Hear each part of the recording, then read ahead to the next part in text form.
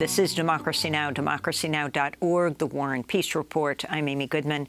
A group of New York City taxi drivers and allies have entered their second week on hunger strike to demand New York City enact debt relief for thousands of drivers. Many taxi drivers are facing economic devastation after buying taxi medallions from the city at artificially inflated costs.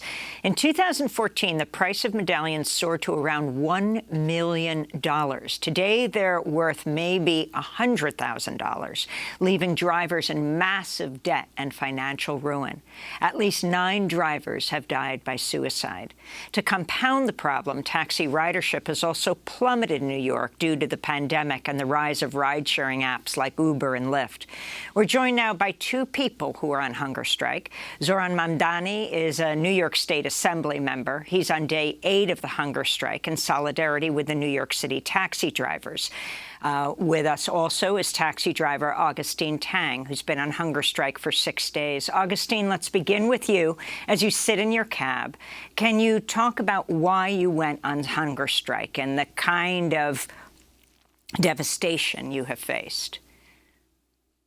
Well, I've been on hunger strike before the 6,000 families that has been affected by this medallion crisis.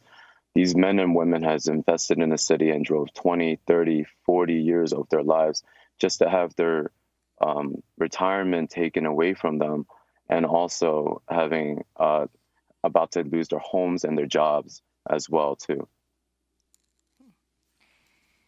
And Zohran Mamdani, you're a state legislator in New York. Why are you participating in this hunger strike? I'm participating in solidarity with the Taxi Worker Alliance and to try and bring to light what the consequences are of the city's inaction for many years and now their completely insufficient plan for debt relief. Because, we started this hunger strike last Wednesday. We've now completed 7 full days of being without food, one of the most basic elements of dignity. And the consequences we have seen in our own bodies, an inability to sleep, unrelenting hunger, moments of blurred vision, stress, headaches. These are the same consequences that I heard drivers talk about when they say what the physical realities are of being hundreds of thousands of dollars in debt, unable to take care of your family, and seeing no way out. So it's important for us as legislators to bring to light what it is that people are suffering from out of view of those in the political elite and bring it right front and center in front of City Hall. And what has Mayor Bill de Blasio said, State Legislator Mamdani? As of now, we haven't had any direct contact from the mayor, and that's despite my many, many requests personally to his staff at City Hall, as well as the very public requests from myself and from the union. But we do hear his responses to questions from the media. And thus far, his stance has still been one of defending a plan which no other elected official will publicly defend. Augustine Tang, if you can talk about the deaths by suicide of taxi drivers as you sit there in your car on day 6 of your hunger strike, and also talk about how you got this taxi cab that you're sitting in. Of course. Well, when I first started driving, I inherited the medallion from my father who passed away in 2015, and also a $530,000 debt. Unfortunately, I had to make a decision to take care of my grandmother, his mother, and I made that decision to move back with her and try to carry on his legacy. And when I first started, I have met a fellow taxi driver and medallion owner. That his name was Kenny Chow, and unfortunately, he was one of the 9 drivers that died by suicide. And for me, ever since then, I've been actively trying to speak up about this issue and trying to do as much as I can, because I don't feel like any driver should feel that way ever again. It's incredibly sad, and the longer I do this, the sadder the stories have become. About these medallion drivers, medallion owners that have just went into financial ruin, and really there was no way out.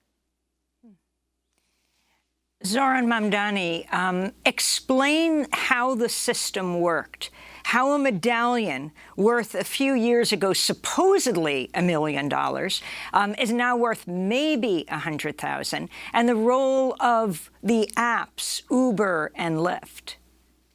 Absolutely. So the medallion for decades has been worth between, let's say, $130,000 to $200,000. The medallion system, for those who don't know, is the licensing by which cabs are allowed to pick up passengers from across the 5 boroughs. And this was created in the early 20th century. The medallion prices started to increase when the Bloomberg administration came into power in 2001 and saw that the city had a $3.1 billion deficit. They pinpointed medallions as a means of making up that revenue, and over the next decade and some change made $855 million off of the sale of new medallions, as well as a processing fee they added to all sales of 5%. So if you bought a medallion for $1 million, that was an additional $50,000 you would have to pay to New York City. Then, as this price increased because of the need to seek revenue from it, they artificially inflated it, and they did so knowingly, because there was a memo within city agencies that said that the price of the medallion was outstripping its actual worth, because we went from about $200,000 to, as you said, $1 million, and nothing about the market was fundamentally changing. So the city knew that these drivers simply could not afford the loan terms that they were agreeing to when they put $1 million down to drive a yellow cab.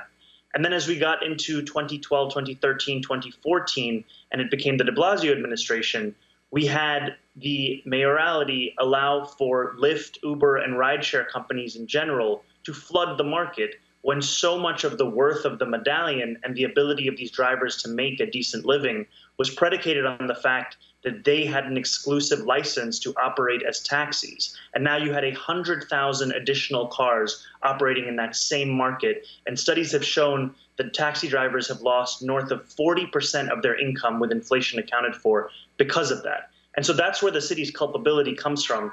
It's from the fact that they artificially inflated these medallions, that they let Lyft and Uber come into this market, and that they welcomed in lenders which had been barred from operating in the housing market post-2008 to operate in this medallion market, trapping immigrant drivers in predatory debt agreements.